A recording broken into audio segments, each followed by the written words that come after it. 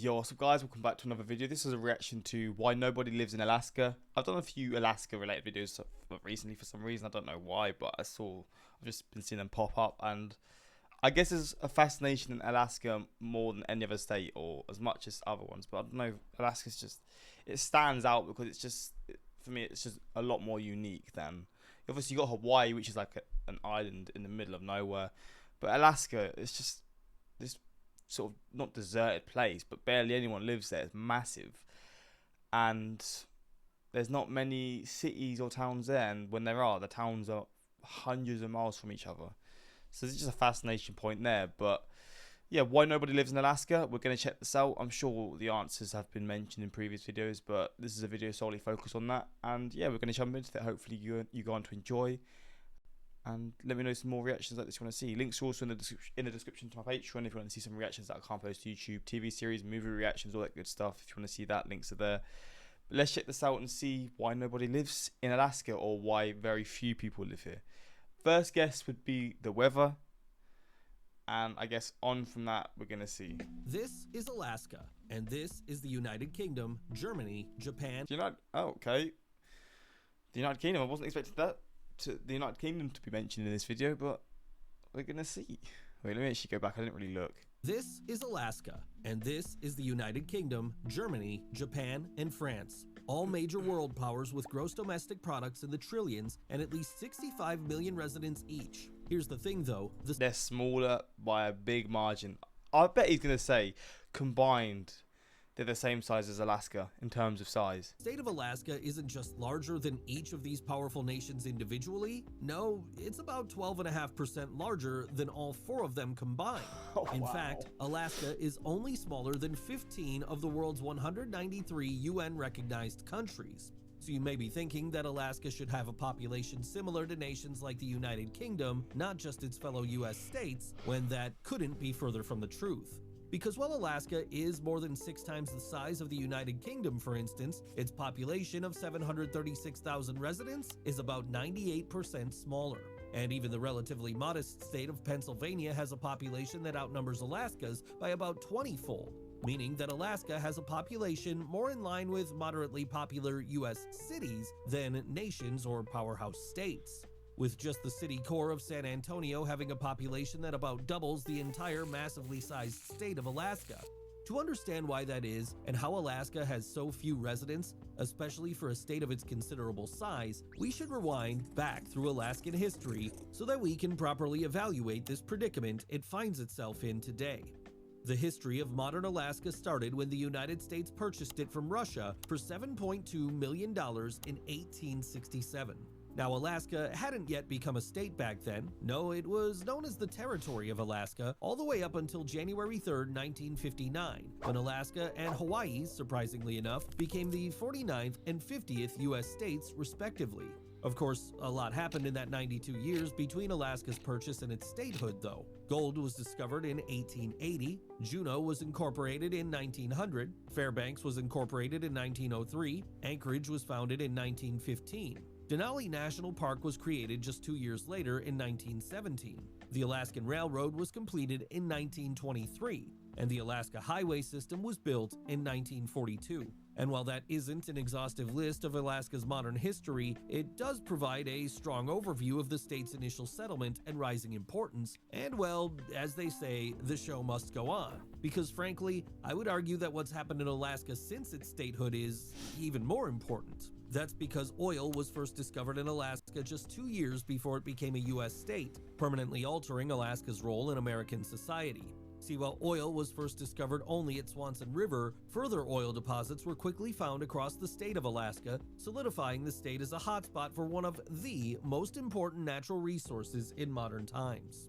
Of course, like Hawaii, Alaska isn't part of the contiguous United States. No, in a perfect world, it's about 500 miles from the state of Washington, but travel between the lower 48 and Alaska requires passage through Canadian provinces, making that trip from Washington more along the lines of a couple thousand miles in reality. That incredible distance to the lower 48 necessitated the Trans-Alaskan Pipeline, completed in 1977, but only after a remarkable level of setbacks, pushback, and payoffs. Seriously, I could make an entire video on Alaska's history as the American epicenter for valuable resources.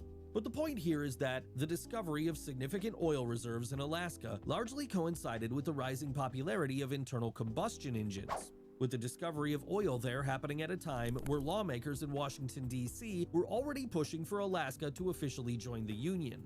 But this video is about why nobody lives in the state of Alaska, not the state's establishment, so I think we've already spent enough time looking at Alaska's initial settlement. By the year of 1970, Alaska's population had grown from 226,000 residents a decade before to 300,000 residents, with most of those residents living in Alaskan urban cores where the oil and construction economy were thriving. That represents a healthy population growth rate of about 32% from 1960 to 1970. However, even if Alaska had continued growing at such a rapid rate from 1970 to today, the state would still only have a population of about 1.1 million residents. That would be a substantial increase of about 34% compared to the state's actual current population of 732,000 residents, but even then, Alaska would still be one of the least populated U.S. states despite its ginormous size. Of course, that growth rate didn't hold up though, as the state of Alaska is significantly short of even 1 million residents today. I believe there are several reasons for that, for Alaska's small population and very low population density. I'm sure you already know that much of it comes down to Alaska's geography. I mean, to live here, you've got to live in somewhere where when it's cold, it's ridiculously cold.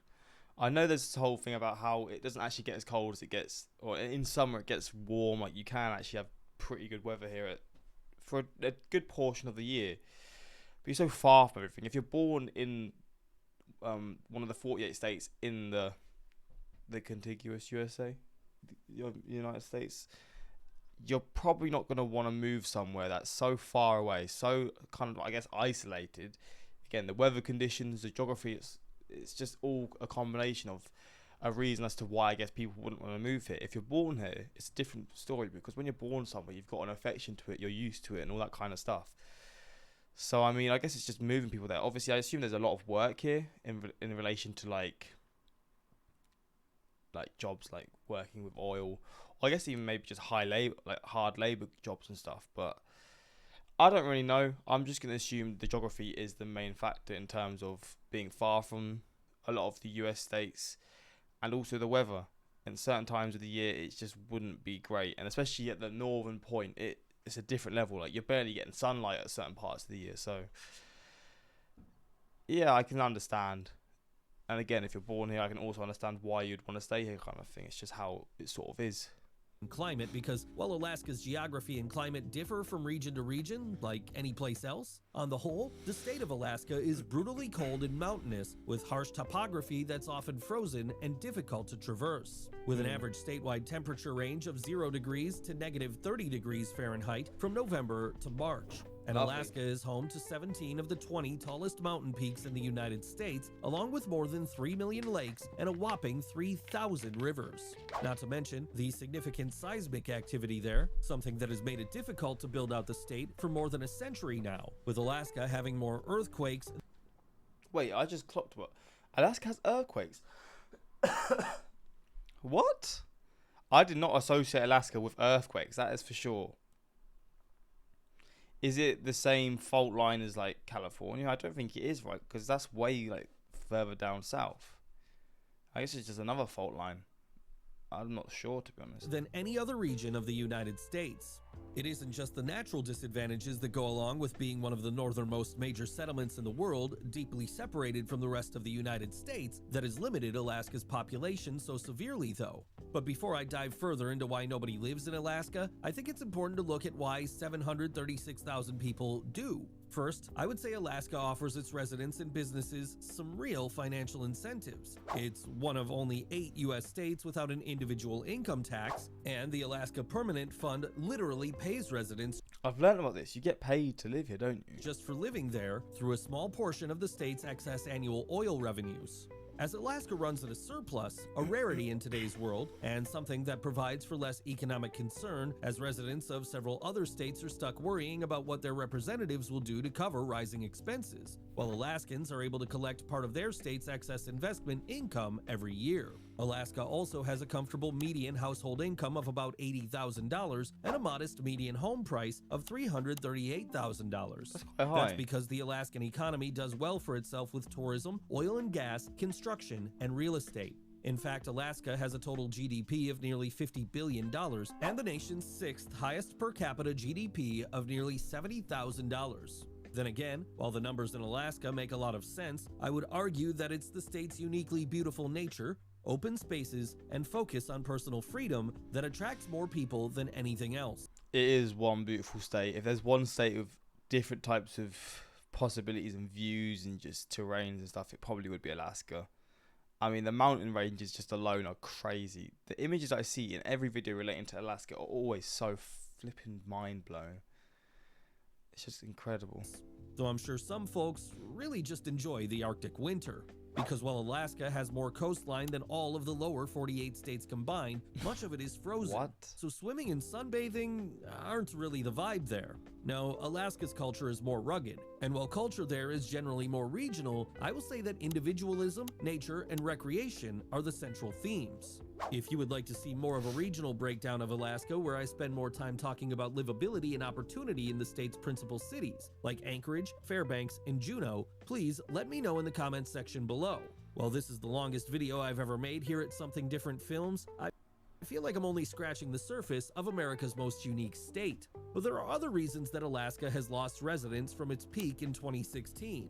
That the state has only grown by 2.6% since 2010, and that it's remained one of the least populated places in the US since its founding. And we already talked about the harsh and lengthy winters there, the difficult topography that makes daily life so complicated, and the remoteness of Alaska in general, all of which are important factors to Alaska's limited population for sure. I would argue that it's also Alaska's very late start, as it was the last US state to join the Union just 63 years ago. It's the fact that much of Alaska's vast landmass is owned by the government, corporate interests, or is unusable due to geographic complications, while affordable housing and good income there can't keep pace with the ever-rising cost of goods due to the complicated nature of shipping and warehousing outside of the traditional grid. Alaska is dark and icy, it lacks city amenities, and the wildlife there isn't always, let's just say, a feature.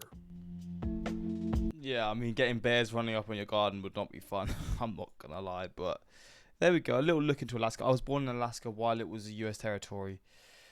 I still live here, and I'm glad its population is small compared to its size. It's changed a lot during the oil boom in the late 60s, early 70s. It takes a special breed of individual to enjoy living here. God damn. I live in Anchorage most of my life, and I have to say Alaska is an amazing state. I'll definitely love to see a video on the regional differences in Alaska. Well, there we go. A little look into Alaska. Fascinating place, I'm not going to lie. It's one of those places that living there, you either love it or hate it, I guess. Like, some people are built for it, some people aren't. But hopefully you enjoyed this reaction. And yeah, until next time. Peace.